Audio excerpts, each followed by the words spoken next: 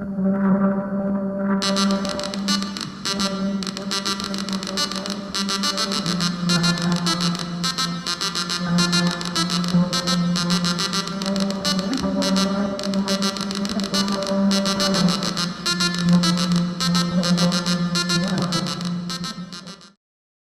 hate it because it's a stupid sounding word. We're system operators. We're not a shortened something or other. We're the people who are keeping the damn thing running. We're not SysOps. I mean, I never called it system operator. It's not a system operator. It's a SysOp. Oh, by the way, I say SysOp, not SysOp, so... Yeah, system operator, SysOp.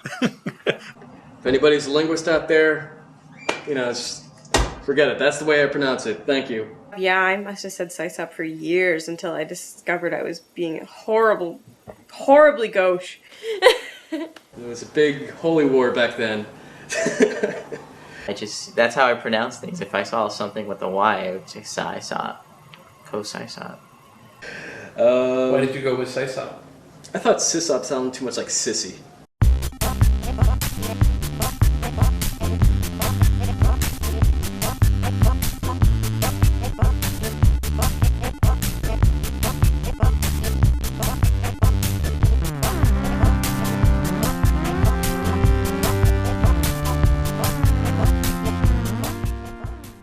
My friends and I always said WizOp.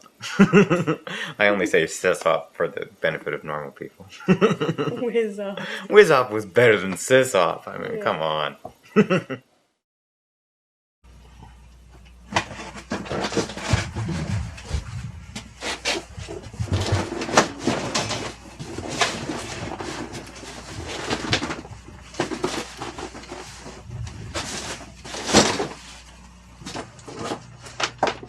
Under a sort of mess of stuff,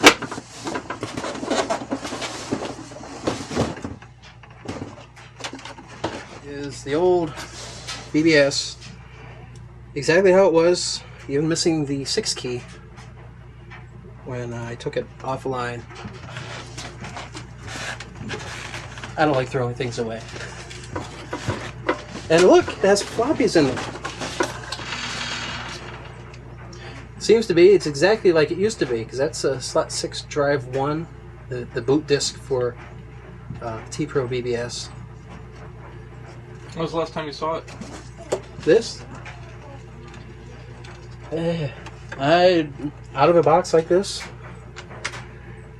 Well, this box, it's from a monitor that I bought 10 years ago. I was sitting at lunch one day with my friend Mike at high school, and he was talking about this great new thing called a BBS. And I wasn't really popular in high school, so I was like, what is this? I was really into computers. And he said, oh, you can talk to people through the computer. And I was like, no. He's like, yeah, come over. So I went over to his house, and he started dialing up. A friend of mine said, hey, try this number. There's a way to communicate with people that involves this computer, and they're out there doing the same exact thing, yet they may not be local to you, they may be local to you. You may never meet them in person. This is totally cool. I can, like, interact with another machine. And at that moment, I was hooked. This is for me. I have to get in on this. I remember the first time I downloaded a program and installed it on my computer and ran it. That was amazing. Like, who would have thought you could install a program on your computer without putting a disk in it? When I'd pick up the phone and I'd be dialing on that hideous rotary dial phone to finally get the number, after hearing the busy signal for a couple hundred times, finally getting a ring, and then going, oh, and then connecting, and then seeing this, the logon prompt. This adrenaline rush. All right, I'm getting on. I dialed into that, and then on that message board, they had lists of other places you could dial into, and from that, I started dialing in all over the place. The mystique was there. There was something alluring about just, staying up nights. It was something you'd do at night. It wasn't something you'd really want to do during the day because, everybody was up and you'd be bothered. But if you sat in front of the computer There was something special about calling someplace you had never called before, not knowing what to expect, logging in, exploring its menus, exploring the systems, trying to find the operator online and break into chat and talk to them about what the heck their system was about. The fact that you could get out there to California or Seattle or Maine or Boston, and the minute it took you to dial a number, wait for a carrier and connect, and just be in someone's house or store or wherever this thing was. So you like dial in, and it's you hear the modem go, it gets little noises and it's whistling and stuff, and you're on. Bam! It's like, and there's no multitasking. It's like that's all your computer does. So you're like, you've got the whole screen, and you're there. It feels like you're going somewhere, like it's a place, like a journey. It's like, this is brilliant. This is amazing. This is fantastic. I can talk to somebody through a computer without seeing them. They don't have to see me. I don't have to see them. We just talk. You knew that someone said, oh, what do you do? Like, oh, I spent some time on BBSs. If you saw the light spark, you knew that was a person you could relate to. If you didn't, screw them. They weren't worth your time.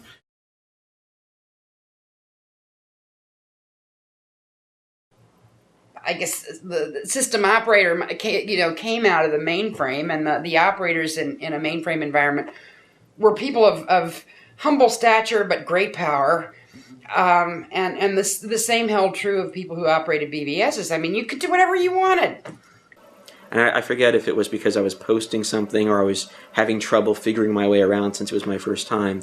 But he broke into chat, which completely freaked me out, because I don't even think at that time I understood there was a system operator, an individual running it out of his house. The SysOp requests your presence, and then you go into a split screen chat. And I remember the first time that happened, I was shocked. I didn't even know that could happen. Holy shit. He's trying to chat with me. What the hell's going on? And so this guy breaking into chat to basically berate me, like, what are you doing? How are you doing it? Who are you? What are you doing? What's your handle? And I was afraid that I was taking too long just reading what he wrote. It's very scary. For the longest time, when I was using other people's BBSs, I would write everything very carefully, because I knew it was important not to say anything embarrassing and have to backspace it, because the SysOp would be watching. You kind of get this idea of what a system operator is. You try to chat with them and they're never there. They're like a cool person that's somewhere else. So I wanted to be a cool person. The SysOp is the cool one that all the users want to get to know and they want to be like. SysOps were definitely treated quite well. There was a respect factor, and then there were people we would have BBS events and everyone would want to buy the system operator, all the beverages they wanted. Hey, I actually know Jim. He's the SysOp of such and such BBS. All of a sudden you sort of raised up in clout. Hey, I'm good friends with the SysOp. People, like users, would look up to you like you knew a lot. I mean, there is some God aspects to it, because you can read all the private messages. I even got laid a few times because of the BBS. I'd meet a woman through the BBS. And it was like approaching Mecca the first time I saw where the bulletin board was actually running, to actually log in at the console. I just thought that was the most amazing thing. There was one I played, and it was like Adventure, an online adventure game, and it was like a 3 or 6 line system. I was used to playing Adventure just by myself, and I remember playing this game and going into this little valley, and it said, this person has just, entered the valley, and I was like, this is awesome. And I didn't know what to do next. And you could say hello to the person. And he's like, oh, hello, Steve.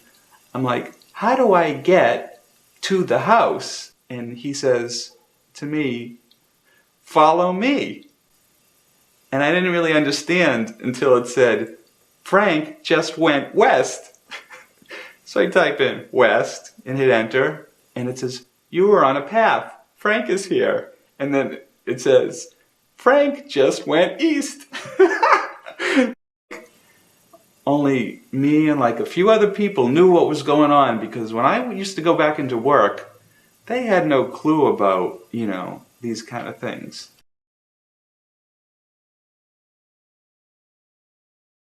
I looked at my phone bill and said, gosh, I'm downloading these programs, I'm downloading these files, I'm spending my time doing this, it's taking forever, and my bill is huge. Wait a minute, if I set up a bulletin board, people will send me files and I won't have to go after them. Right.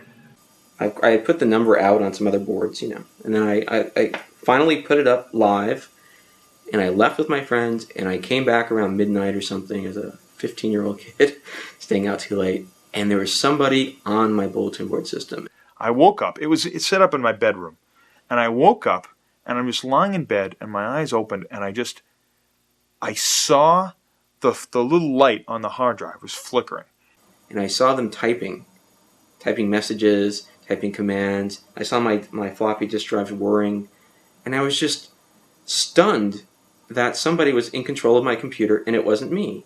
And it occurred to me, it dawned on me, somebody's using this now. This computer's not being wasted. I'm asleep, but someone's using it. And that I had set up this service, and that was just totally defining and empowering to me. Why we actually got into running boards in the first place is sort of a mystery.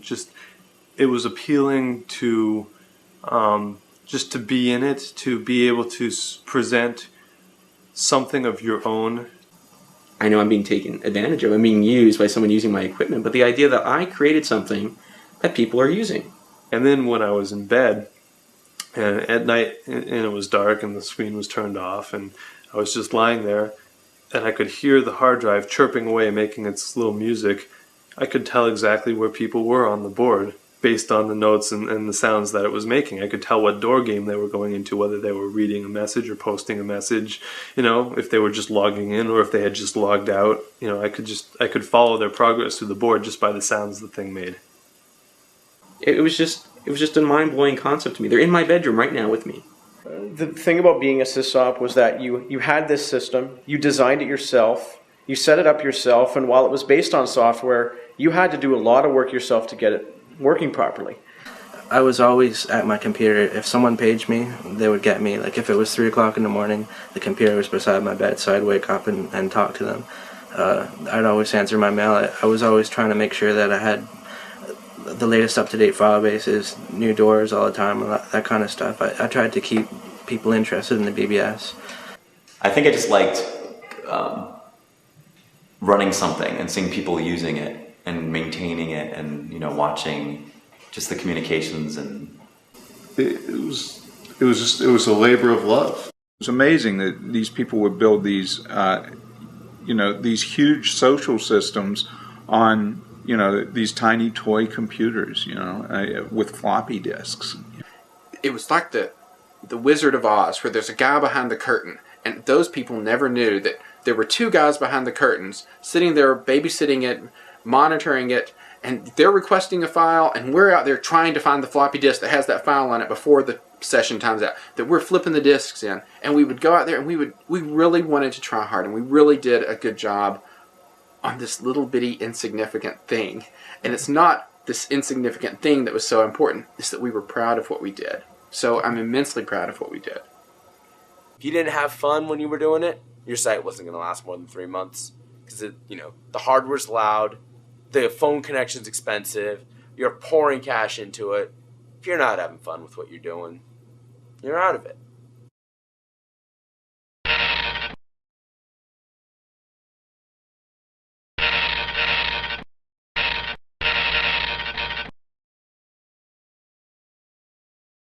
The person behind it, with the brains behind the whole project in a broom closet, was a woman who was deaf. And consequently, she couldn't talk on the phone. And we set up, somebody gave me a modem, and I can't even remember what type it was. I mean, it was a very 300 baud. And I set it up so she and I could talk. And she would call me or I would call her, and then you just sit there and type to each other. And that was the best thing since sliced bread for her. She was just thrilled with that, because this was the first time that she could actually hold a conversation over a telephone. So in 1987, she was the computer coordinator for the Worcester Public Schools, and I was one of the trainers. And she read a lot, and she had found in some magazine that there was a company out of Florida called Galacticom. And Galacticom offered a multi-user bulletin board system, a BBS. And they said, if, you know, I think the price was $6,000. It came with 16 onboard modems. And she came to me and said, what do you think about this? You know, I can write a grant. I have some grant money. And we could set something up like this. Well, again, I could see the potential of this and said, wow, you know, this could be really something.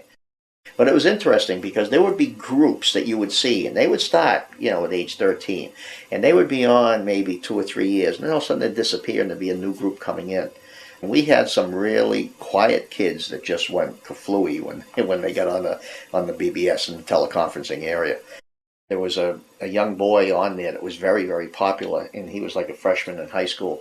His father was was a teacher in the Worcester Public Schools. He retired recently.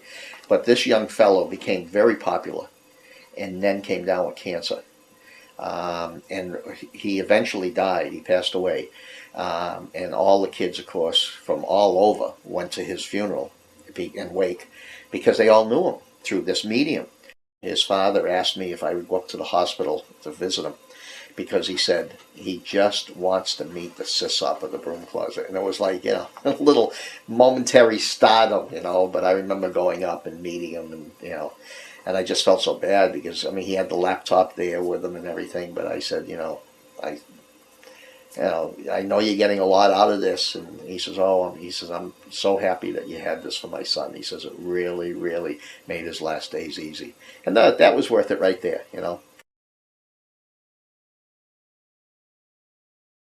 At the end of the day, it's the SysOp that is the ultimate judge, jury, and executioner.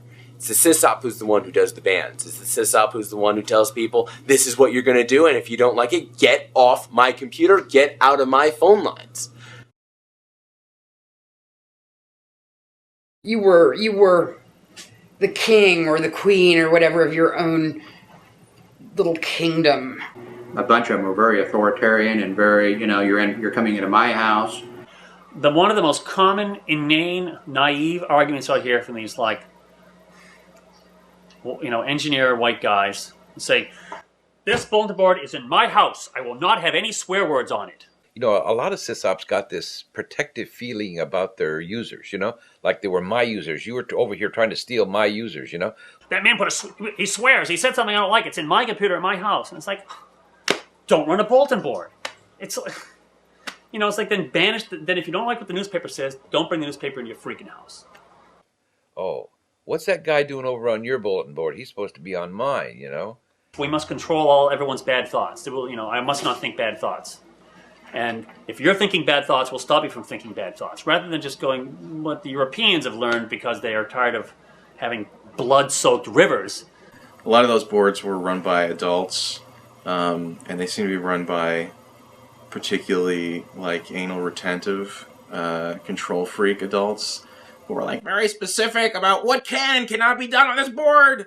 My old boyfriend, my first boyfriend, Andy, he would break into your message. He would bracket what he was saying and write SysOp, and then he'd put in his commentary on what you were working on at the moment. Oh, jeez. And then you'd keep writing, and he'd break in. When a SysOp drags you into chat, right? You know, you're going along, and all of a sudden the board starts doing stuff on its own that you didn't tell it to do. You're seeing commands get issued, you know, and you start hitting escape or trying to back up, and they get reissued. Next thing you know, you're suddenly in chat, and the SysOps go, "Hi there," and you're what did I do? You know. I had a lot of, I guess, control issues with my BBS.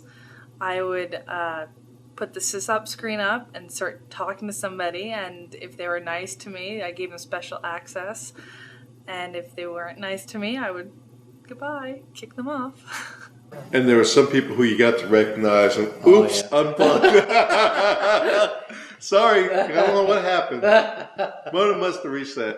You could do that. I mean, you could twit people. You could torture them. If you act like a child or a teenager, and that's how your book's gonna end up. It's gonna end up wild and out of control. So, in a way, it teaches you kind of leadership skills. And I never thought about that till now. And many people, you know, that's their power spot. You're at your desk, you're at your computer. This is my place. I've created my environment. This is my window to the world. And some of those people don't really want to get out and, you know. Flame wars have, been throughout history of computing. When you have different people's opinions and they can instantly react at a keyboard, you get flame wars. One term we coined out here, I think, but it may have also been coined elsewhere at the same time, was 1200 baud misunderstanding. You don't have the feedback on keyboarded communications, and so that tends to amplify the flame quotient. Somebody gets on and you start talking about this. Oh, you're a complete idiot. You didn't even do this, and like a T is not supposed to be capitalized, it's supposed to be this, and you must be the stupidest person in the world. You wouldn't say that to somebody if they were reading their paper next to them. You'd go like, I should capitalize that T. And that's it. And they'd look at you and you go like, oh, you should help me out. Okay, capital T. Now, anything else? Some people just get just a joy out of, flames. Well, I mean, we were fighting all the time. That was half the fun of it. Good. When a person cuts loose like that, they've peeled back all the layers. Gives you a good look inside, and you get to know that person a little bit better, whether you want to or not. Every board's going to have a couple of people that just love to start a riot. Where you'll see a fight between two people break out, and then you see the rest of the board come and get in on that fight, and then you see the original two people just sort of bow out, and then it gets into this huge conversation. Well, you go on there, and it was very childish, very pee poo, just not piss, F you. In the old days, you'd have these pedantic arguments where people would just get a bug up their backside about, you'd say, well, I've got a 2400 baud modem, and they'd say, well, that's not really correct, because baud doesn't equal BPS, and they would just lecture you to the point of, ready to put a gun in your mouth and pull the trigger because you couldn't take it anymore from just the whole techno geek thing. So yeah, as a SysOp too, you have to be really careful to diplomatic. To settle things like that quickly. Otherwise, your message section gets torched. But eventually, when it got to the point where too many people dropped, the SysOp was worried about a lot of his good friends getting upset, or some of us who knew the SysOps better would say, hey, these guys are getting a little bit out of line. He'd cut them out. People had complete freedom to be jerks. And there were some people who just never were. And these people became my very close friends.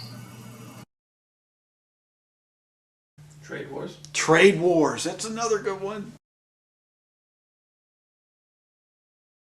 Well, there's always Legend of the Red Dragon and Trade Wars 2002.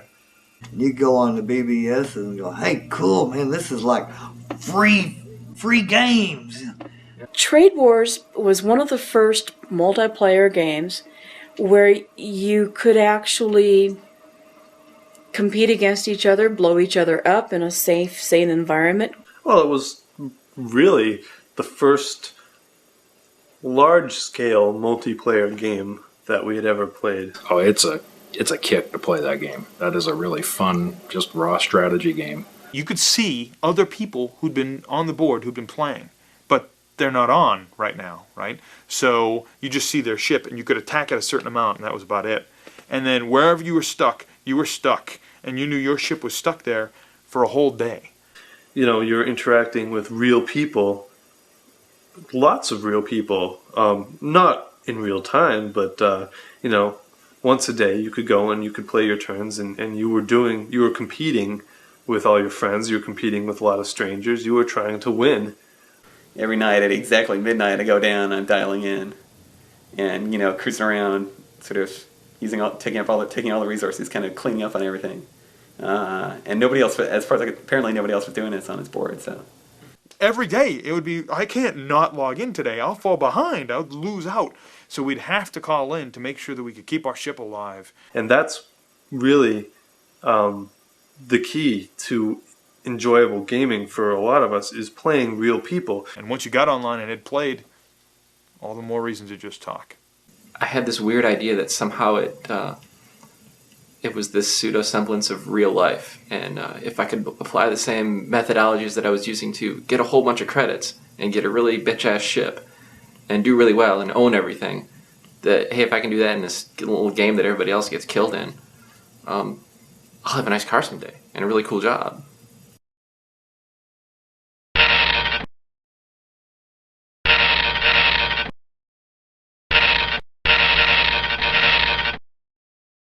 The concept of starting a bulletin board as a social connection point for gay people seemed like a pretty neat idea.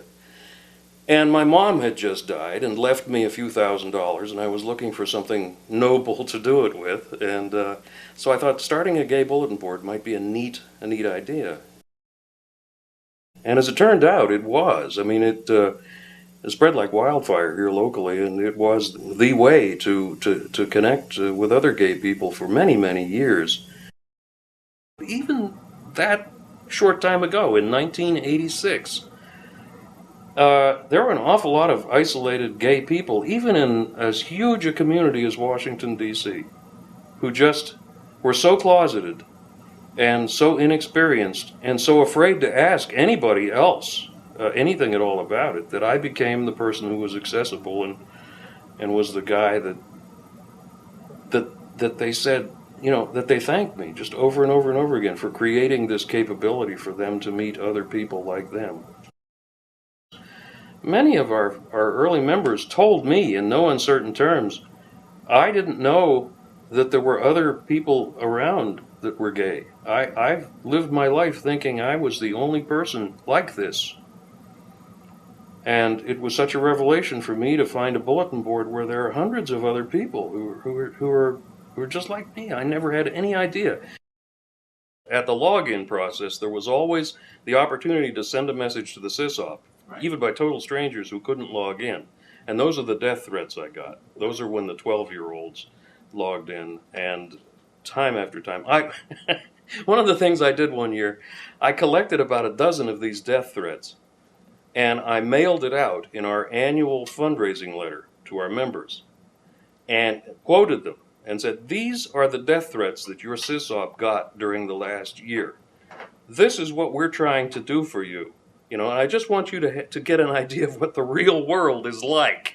It was one of the best fundraising letters, one of the most successful letters we ever sent. And I've thought many times since, we really stuck it to those people who thought they were going to make it difficult for me. I used them. It worked.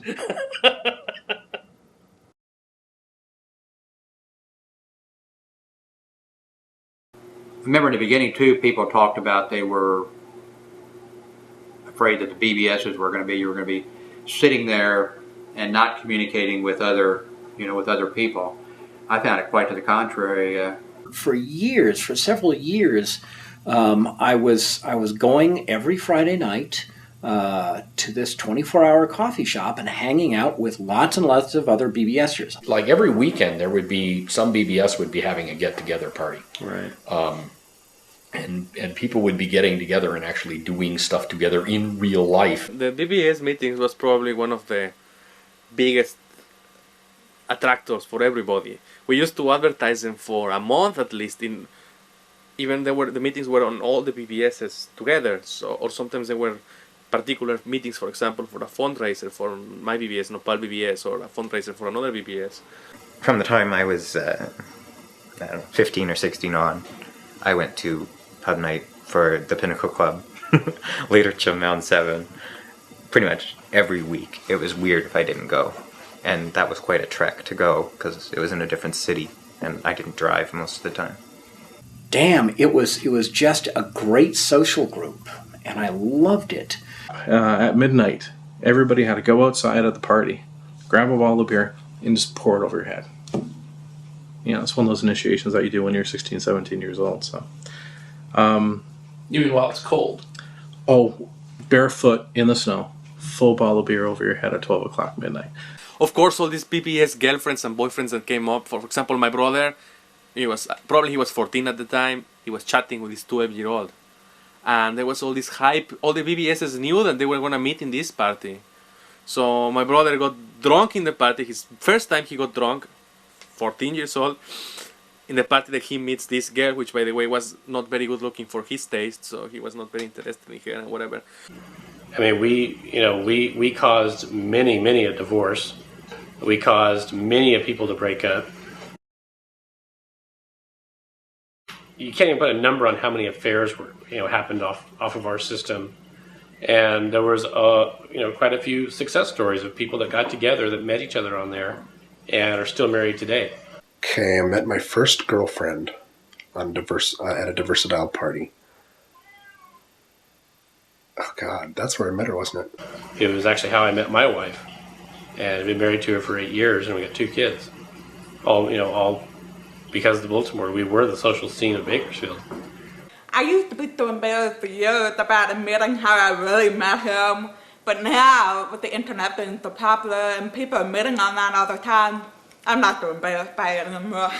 She had called my BBS, and I was chatting with her, trying to get her to just to meet her, and she didn't want anything to do with me. So eventually, she came to one of the BBS meetings that we were having regularly, and met her there. And she was going to the meetings, and I was going to the meetings, and she only lived, right down the street from me. So I started to pick her up and take her, and a few months later, we started going out, and that was almost 9 years ago. A friend of mine was grabbing me and pulling me out of the house to get out, right, and to get away from him. Just then my chat beeper went off on the bulletin board system. I looked over, and there was Sierra. So I'm like, just give me 5 minutes. Hop in a chat. 4 hours later, I had a date the next day, or we're meeting for lunch at McDonald's. I think a few months later we moved in together, and then here we are, like 13 years later, and married. I think it was pure luck, and maybe fate or something, because it seems highly improbable that we would have gotten together under normal circumstances. Don't you think? Yeah. There's the age difference. Are you aware of that? No. Oh, well. I was 23, 24. going on 24. Yeah, right.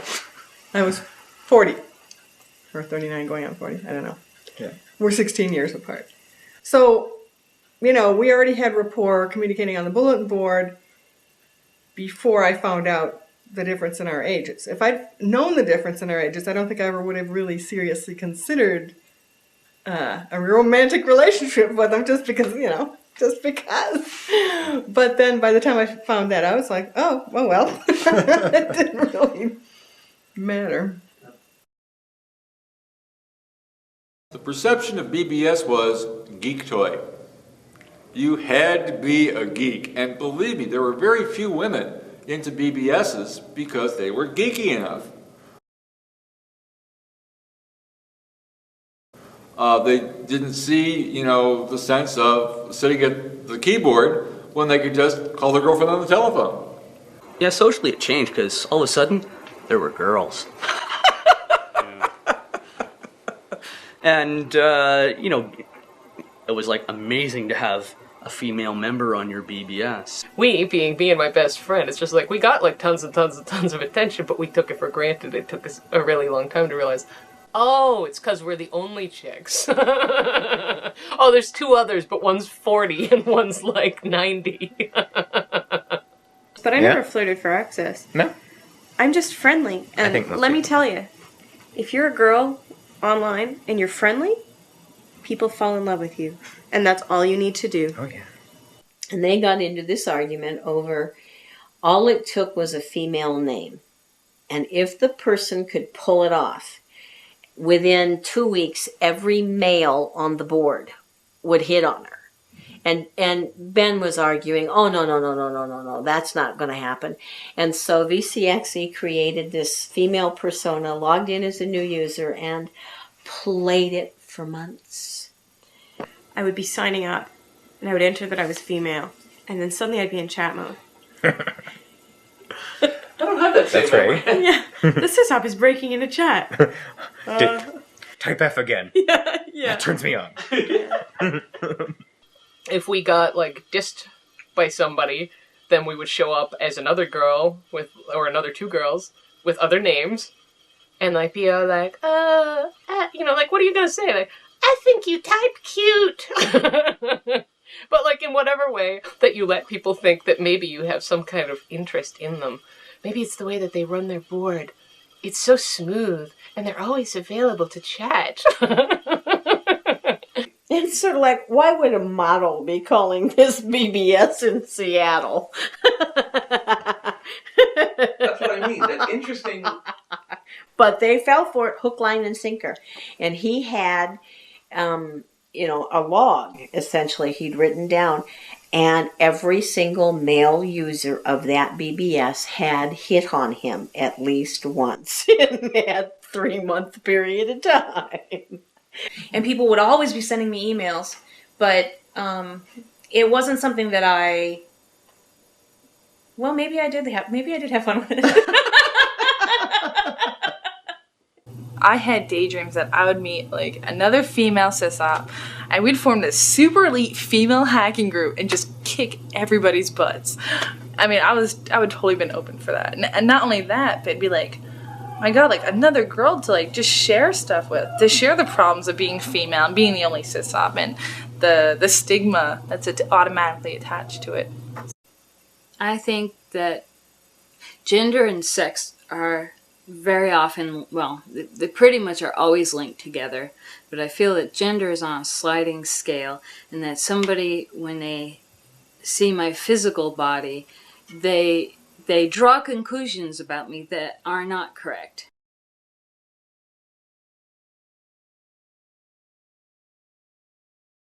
For me, BBSs were about community, because I didn't talk to people in school, I talked to people on BBSs. These were people, again, within my little circle, my little city, my little high school region, my little school district region. It's no different than a small town if you think about it. I mean, that's what I was thinking. Even at the time, I'm going, oh my goodness, we're all like a little itty-bitty town, and we've all grown up together, and everybody knows everybody. And so, of course, everybody knows when someone else picked their nose. A bulletin board system, and the SysOp was female.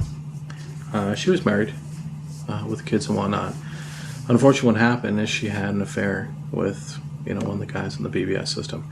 That came out pretty fast somehow, and her husband, to say was upset, was the understatement of the century. I still remember getting a phone call. It was about 1:30 in the morning, and I was getting picked up. So a couple of friends came over 1:30 in the morning, 2 o'clock in the morning, picked me up, and we went to her house. Because it was a very, very bad scene. We're talking about things flying in the air, the whole 9 yards. And ended up, there was about 30 people who ended up showing up.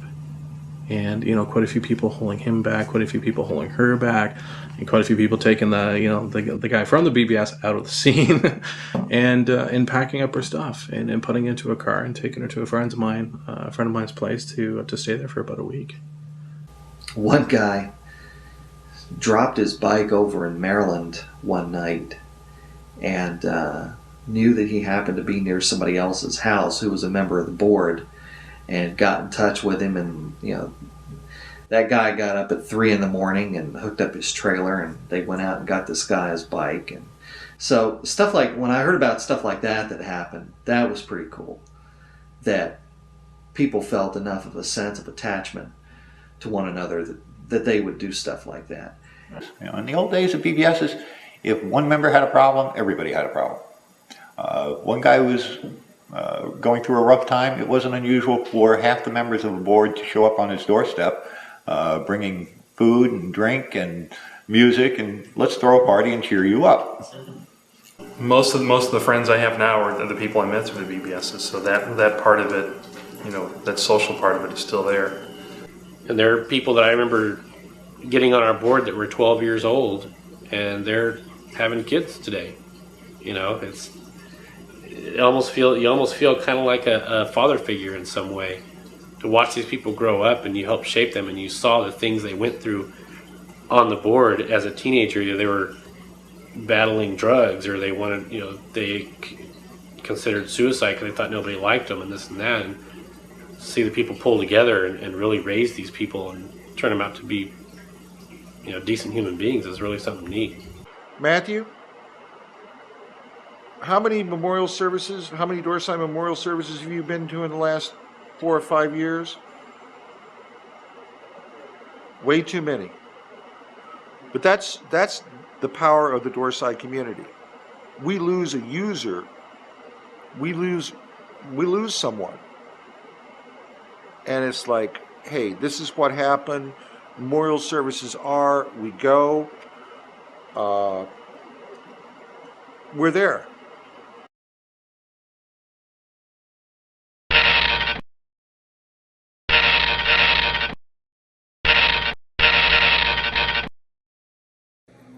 I got sober through the program of Alcoholics Anonymous. I found the recovery message base when I was two weeks sober, and I was ecstatic to find it because I was so comfortable online. I could share online stuff that I didn't have courage enough to say out loud in a room of people. I could type it to a monitor. And those people saved my life. They loved me in spite of how nuts I was. And I was nuts. On a big FidoNet Echo, you could get 1,000 messages a day, and who could read everything? In the recovery echoes, you read everything. You got to know people. You got to care about them. One time, somebody called Promises and didn't know anything about AA. Just knew that she couldn't not drink when she wanted to not drink. And we talked, and I helped her find a meeting near her house. She told me she was going to it, and she never called again. And you multiply that by a whole lot of times. It was a service. It was a being of service. It was a way to give back. And it was a gift. It enriched my life.